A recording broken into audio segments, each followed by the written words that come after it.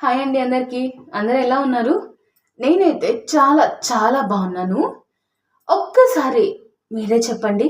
మనం ప్రాణంగా నమ్మిన మనిషే ఒకరోజు అంతా అబద్ధం అని చెప్తే ఆ బాధను నిజంగా తట్టుకోగలమా? ప్రేమలో ఓడిపోవడం కంటే ప్రేమించిన వ్యక్తి మోసం చేశాడని తెలుసుకోవడం ఇంకా ఎక్కువ బాధిస్తుంది కదా. ఈరోజు మన మౌన హృదయం ఎపిసోడ్ కూడా అలాంటి గుండెను తాకే భావోద్వేగాలతో నిండిపోయి ఉంటుంది. హేమ జీవితంలో ఏం జరిగింది? ఎందుకు ఒక్కసారిగా ఆమె ప్రపంచమే కూలిపోయినట్టు అనిపిస్తుంది? ఈ ఫ్లాష్ బ్యాక్ వెనుక దాగి ఉన్న నిజం ఏంటి? అయితే ఇంకెందుకు ఆలస్యం, మనం కథలోకి వెళ్దాం, వచ్చేయండి. అసలు ఈ హేమ ఎవరు తెలుసుకుందాం రండి.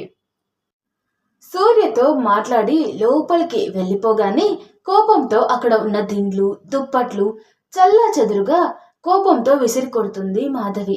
అరుణ్ గారు, మీరు అసలు ఇలా ఎలా చేయగలిగారు? అసలు ఎందుకు ఇదంతా చేశారు? మిమ్మల్ని ఎంతో ప్రేమించాను.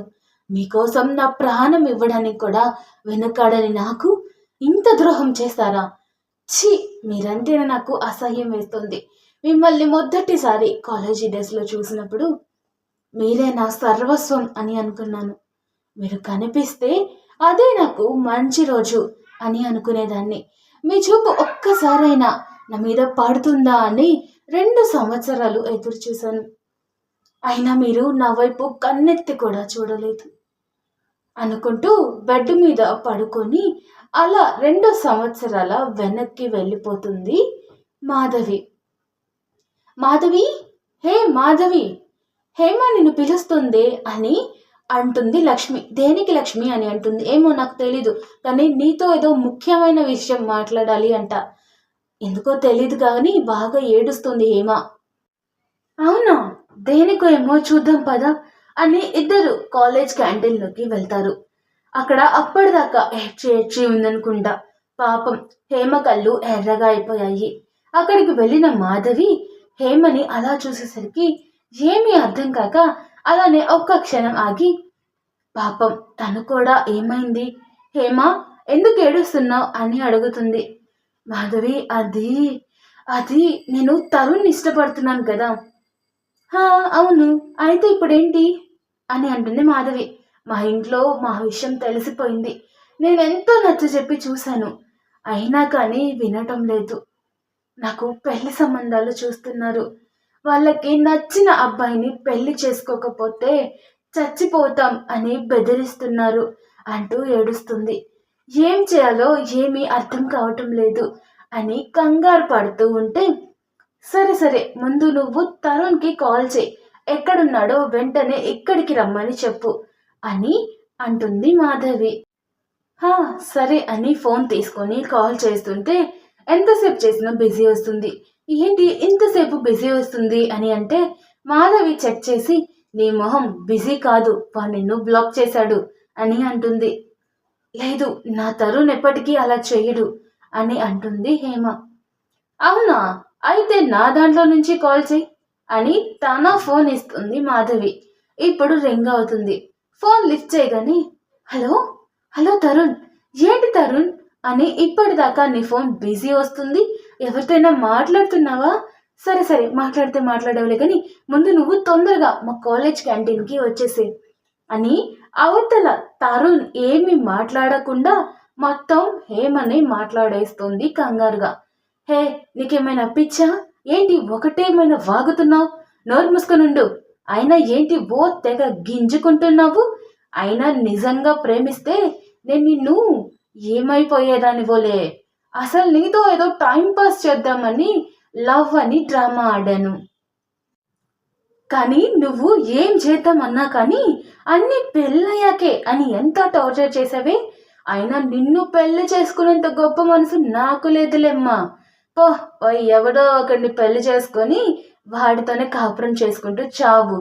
నాకు నీ దరిద్రం పోతుంది. ఏ రోజు నా జీవితంలోకి వచ్చావో ఆ రోజు నాకు దరిద్రం పట్టింది. తరుణ్ అలా ఉండకూడదు, తరుణ్ ఇలా ఉండకూడదు, తరుణ్ నువ్వు నాతోనే మాట్లాడాలి అని ఎన్ని రూల్స్ పెట్టావే నాకు. నీకేమైనా పిచ్చా? అబ్బాయి అన్నాక తాగాలి, తిరగాలి, అమ్మాయిలతో చేయాలి. అప్పుడేనే వాడిని మగాడు అనేది. నిన్నేదో అవసరానికి వాడుకుందాం అనుకుంటే నీతో ఉన్న ప్రతిసారి తరుణ్ మందు తాగకు, తరుణ్ సిగరెట్ కాల్చకు, ఆపేసి, తరుణ్ అమ్మాయి ఫ్రెండ్స్ని కట్ ఉంటే అని ఒకటే నస. అసలు నేను నీతో ఉంటే మగాళ్ళ కదే ఒక మోడల్ అయిపోతున్నాను. నీకొక దండం తల్లి, ఇంకోసారి నాకు కాల్ చేయకు, నన్ను ప్రశాంతంగా బ్రతకనివ్వు అంటూ కాల్ కట్ చేస్తాడు తరుణ్. ఇదంతా వింటున్న హేమ కళ్ళల్లో నీళ్లు ధారలా కారుతున్నాయి. అసలు అక్కడ ఏం జరుగుతుందో తనకి అర్థం కావడం లేదు. మాధవికి, లక్ష్మికి తనని ఎలా ఓదార్చాలో కూడా అసలు అర్థం కావడం లేదు. ఇంతలో హేమ మాట్లాడుతూ, మాధవి, నీకు తెలుసా, వాడు ఇలా ఎప్పుడూ మాట్లాడలేదు. వాడికి నేనంటే ప్రాణం తెలుసా? కానీ కానీ వాడు నన్ను యూజ్ చేసుకోవడానికి ప్రేమించాను అని అంటున్నాడు. వాడు నన్ను మోసం చేశాడు అంటే నమ్మలేకపోతున్నాను. మాధవి, నీకు తెలుసా, చిన్నప్పుడు అమ్మ చనిపోయినా, పెద్దయ్యాక అమ్మని మిస్ అయినా కానీ ఇంత నరకం అనుభవించలేదు. నీకు తెలుసా, ఎప్పుడు తన దగ్గర ఉన్నా కానీ నాకు అమ్మతో పాటు ఉంటున్నట్టు ఉండేది. ఇంత కేర్ అమ్మ దగ్గరే దొరికేది అని అనిపించేది. ప్రేమగా ఆకలి అంటే చాలు తన దగ్గర ఉన్న 10 రూపాయలతో కొని నాకు అమ్మలా ఇడ్లీ పెట్టేవాడు.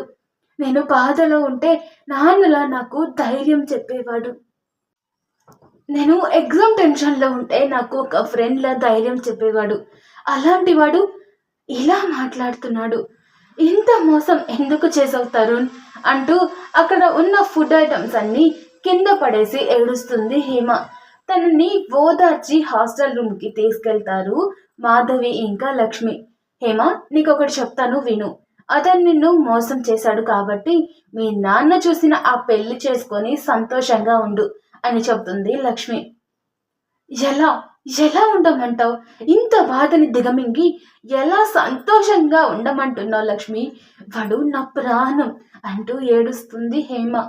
వాడు నిజంగా లవ్ చేసి ఉంటే మేం కూడా నీకే సపోర్ట్ చేసేవాళ్ళం. కానీ వాడు నిన్ను మోసం చేయాలి అని అనుకున్నాడు. నిన్ను వాడుకొని వదిలేయాలి అని వాడు అనుకున్నాడు. అలాంటి వాడికన్నా నీ తండ్రి నీకు 1000% ఎక్కువ మంచి సంబంధం చూసి చేస్తారు అని మాకు నమ్మకం ఉంది. అలాంటప్పుడు ఈ పెళ్లి చేసుకొని వాడికి చెప్పుతో కొట్టినట్టు సమాధానం నువ్వు చెప్పాలి అని అంటుంది మాధవి. వాడు నీ స్టేటస్కి కానీ నీకు కానీ తగని వాడు అని వాడికి నిరూపించు. నీకన్నా బెటర్ పర్సన్ నా లైఫ్లోకి వచ్చారు అని వాడికి తెలిసేలా చెయ్యి. నిన్ను ఎందుకు దూరం చేసుకున్నానా అని వాడు కుల్లి కుల్లి ఏడ్చేలా చెయ్యి. ప్రేమ విఫలమైతే ఏడుస్తూ కూర్చునేది కాదు నా హేమ. సమస్య వస్తే ధైర్యంగా నిలబడే అమ్మాయివి అని నిరూపించు అని ధైర్యం చెప్తుంది మాధవి. మాధవి అలా చెప్పగానే హేమ ఒక్క క్షణం కూడా ఆలోచించకుండా వాళ్ళ నాన్నగారికి కాల్ చేస్తుంది.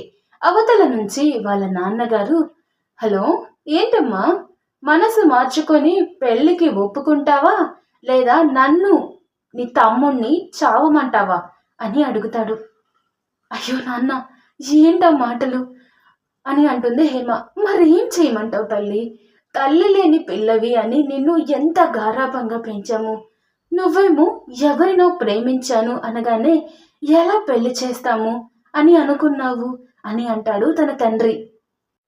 ఒకటి చెప్పమ్మా, అయినా అసలు వాడు మోసగాడైతే అలాంటి వాడికి నా బిడ్డను అప్పచెప్పి నీ జీవితం నాశనం అవుతుంటే చూస్తూ ఉండమంటావా? చెప్పు, దానికన్నా మేము చావడమే బెటర్ అని నా ఉద్దేశం అని అంటాడు బాధతో. అలా అనగానే ఒక్కసారిగా తరుణ్ అన్న మాటలు గుర్తుకొస్తాయి హేమకి.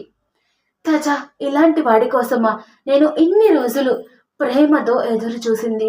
అలాంటి మోసగాడి కన్నా నన్ను కన్న నా తండ్రి నాకు ముఖ్యం అని అనుకొని, సరే నాన్న, మీ ఇష్టం, మీరు ఎవరిని చూస్తే వాళ్ళనే పెళ్లి చేసుకుంటాను అని చెప్తుంది.